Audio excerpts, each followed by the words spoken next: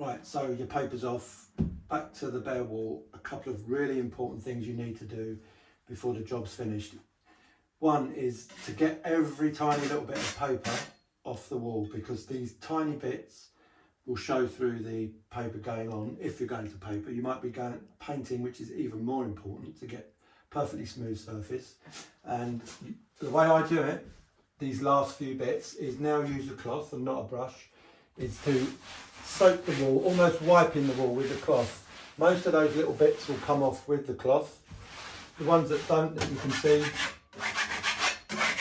just take off with your knife, and that is taking every tiny little bit off. So go right across your wall, taking off all the all the tiny bits of paper that you didn't quite get off first time. So when they're off, you will still be left with a residue of paste on the wall from the previous paper. Now, not so important if you're going to wallpaper over it, but very important if you're now going to paint this wall, because you want to get all that old paste off. So I'd recommend getting some warm water, a little bit of detergent, maybe just a tiny bit, but warm water should do it, and then just wash the wall down. So now you're not taking off paper because that's all gone. You're now taking off any excess paste that has dried onto the wall. Take it all off, let that dry, give it a sand, fill any little holes, and you do your preparation as you would do normally. If you're going to wallpaper, taking that paste off isn't so important, but what is important is getting a smooth surface with absolutely no tiny bits of paper, because a tiny bit of paper will be exaggerated when you put that wallpaper on and it domes over the top of a hard little bit of paper or grit. So get that wall nice and smooth. Then you go through your preparation process of sealing again for wallpaper. If you're going to paint, you don't need to put PVA on, but you may, in very rare occasions, have a wall that has stains, that has some areas that just aren't great, and there are products on the market that are primers for walls for after wallpaper's gone on. Zinza is a brand that do a range of cover stains, of blocking agents that you put on the wall just to seal it, but 99 times out of 100, more 99.9 times out of 100, so that's not possible, but you won't need to do that. But just get this wall back to a really pristine finish.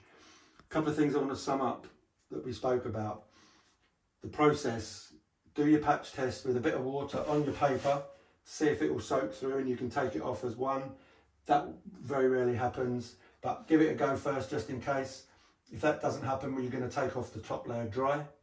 If you're having a real problem with that and it's taking a long time, then we use our steam stripper.